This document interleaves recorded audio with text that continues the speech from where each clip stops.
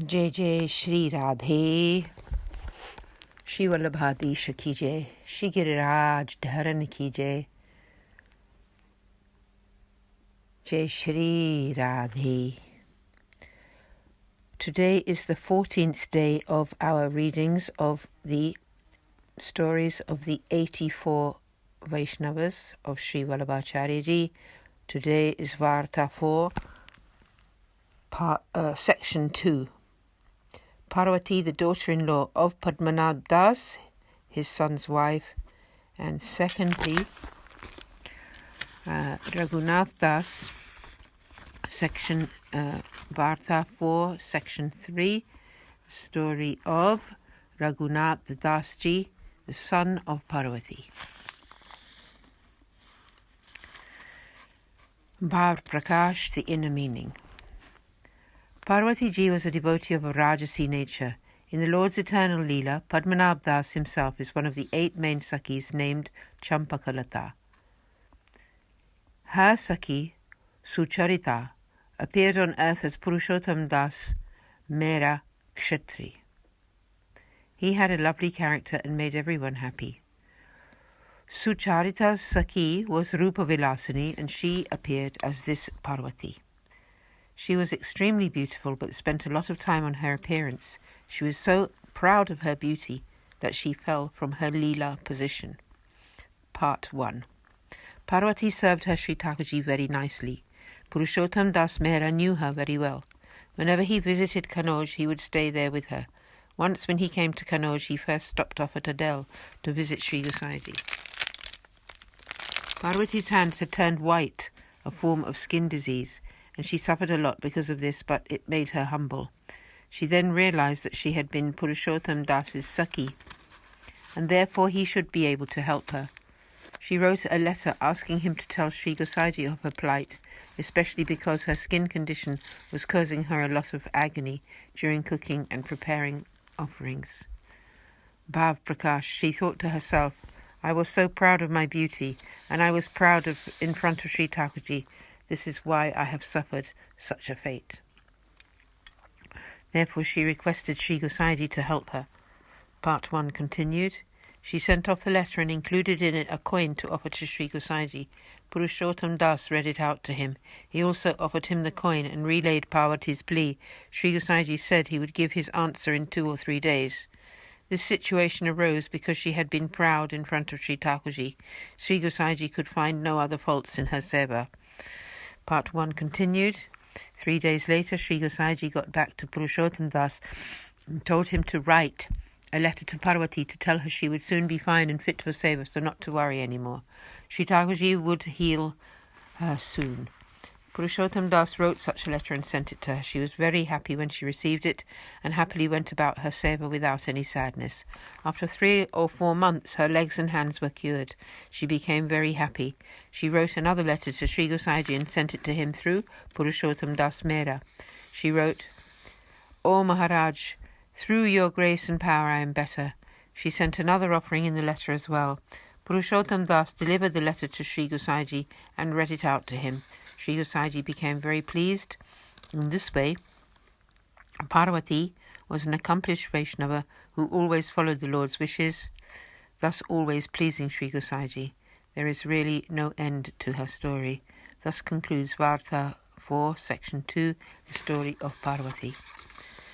Now, Varta 4, section 3, Raghunath Das Ji, son of Parvati. Bhav Prakash. In the eternal Leela, Parvati is Rupa Vilasini and Raghunath is Gunabhiranya, who was very skilled, and she did all the work in a tenth. She did all her work in a tenth of the time it took anyone else. She was a devotee of Tamasi nature. This Sakhi and Rupa Vilasini were very alike. They both followed the instructions of Purushottam Das Mehra. Part 1. Once Raghunathji went to Varanasi. He studied many scriptures there and then came back to Gokul, where he met Sri Gosaiji and bowed low before him. Sri Gosaiji, knowing him to be a disciple of his father, was very respectful to him. When Sri Gosaiji would speak about his father's commentary on the Srimad Bhagavatam, the Subodhiniji, he always invited Raghunath Das to sit at the front. One day a jeweller named Paramananda Das Soni asked him if, having studied so many scriptures in Kashi, he would be able to explain what Sri Gosaiji had spoken about that day. Bhav Prakash. Considering Raghunath Das to be his father's disciple and also Padmanabh Das's Sakhi in the Leela, Sri Gosaiji was very respectful to him. Also in the Leela, Paramananda Das's name was Chandraka, whose body was as effulgent as the moon. She was very close to Sri Chandravali-ji, Sri Gosaiji, who was effulgent as many, many moons. Sri Gosaiji was able to communicate with Raghunath Das simply through the glances from his eyes. Part 1 continued. Raghunath Das replied that in all honesty he did not understand a word that had been said and did not really grasp the purport and ways of Sri Acharyaji's path of grace.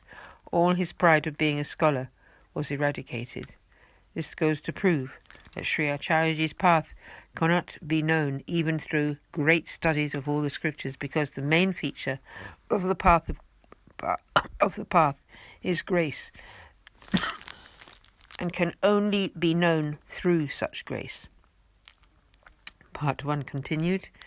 Then Paramananda Das informed Sri Gosaiji that Raghunath Das did not understand his father's path. Therefore, Sri Gosaiji taught him through the study of 4 of his father's short works. 1. Siddhanta Rahasya, through which he understood all the principles of Sri Acharyaji's path of grace. 2. Krishnashray, through which refuge in the Lord was firmly established. Navaratna, through which his anxiety about worldly and scriptural ways was abandoned. And Seva Phalam, through which he learnt about the rewards of serving the Lord according to the grace-filled way. Having heard all of these, Raghunath Das began to understand the path, and he gained great wisdom. Part 2. Raghunath Das then asked permission to go home to Kanauj, where he began to wish to make the Lord's service. He told his mother Parvati that he wanted to have his own seva and serve by himself. Bhav Prakash. The explanation of this is, Parvati and Raghunath Das are Sakhis on equal footing, although Parvati is of a Rajasi nature and Raghunath Das is of a Tamasi nature. Parvati captivated the Lord through her seva, and Raghunath Das was witness to this. His Tamasi nature made the equality unbearable, and he thought, she has captivated him, and now I also want to do that. That is why he wanted to do seva by himself. Part 2 continued. His mother Parvati said, by all means do the Lord's seva, but where love exists there are no such dividing lines. Whatever Sri Acharyaji wishes, so it will be. Raghunath Das began his service, and his mother would fetch the water and clean up the pots and pans. After completing her duties, she would go back home and prepare and lovingly offer dry rotis to her Lord. She swallowed them down with a gulp of water. Without having the opportunity to make lavish seva for her Lord, she naturally gave up her taste for nice foodstuffs and bodily comforts. Some days passed in this way. Srimati Radheshji then appeared to her and praised her for not neglecting his seva in her heart, for giving up her own selfish comforts, and for suffering pangs of separation from him. He added, but please will you cook some lentil soup for me sometimes? My throat has become irritated by your dry breads. Parvati replied, how can that be?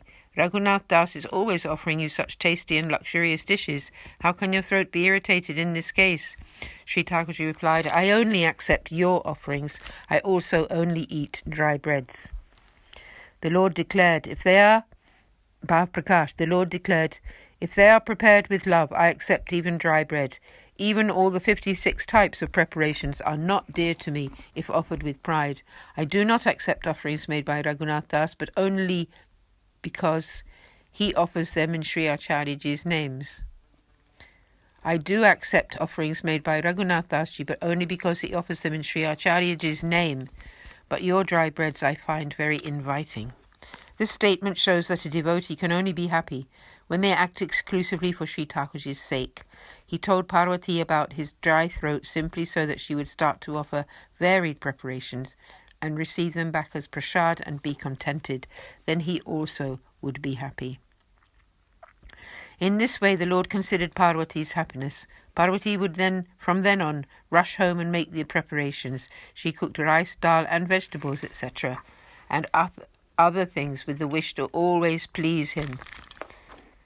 Raghunath carried on making his seva for some days more. He had been proud and for this reason took the seva away from Parvati. He soon realized this and knew that the Lord was displeased with him. He reasoned that he should serve together with her, for she was an accomplished devotee and that this was the only way to please the Lord. He knew that if he continued with his prideful ways, he would lose his privilege of service. Sri Gosaiji had told him all of this, and through that grace he had come thus far. Considering all of this in his heart, Raghunath pleaded with his mother to return to her regular seva, and said that he would only continue if she allowed him to do so. He admitted to having been mistaken. Parvati harboured absolutely no ill feelings about this in her heart, for she was a very pure soul. She happily returned to cooking. Raghunath performed the Lord's adornment. By making seva together with his mother, Raghunath learned the way of loving service, and together they both began to experience the Lord's direct contact. All of Padmanabh Das's family became enlightened in this way. There were seven Vaishnavas. However, Padmanabh Das's family was really all one together, and so just 4 accounts have been given here: Padmanabh Das, Tulsan Parvati and Raghunath Das. Thus concludes Varta 4, Section 3, the story of Raghunath Das. Shri Vallabhadisha Ki Jai. Jai Shri Radhe. Thus concludes the 14th reading. Jai Shri Radhe.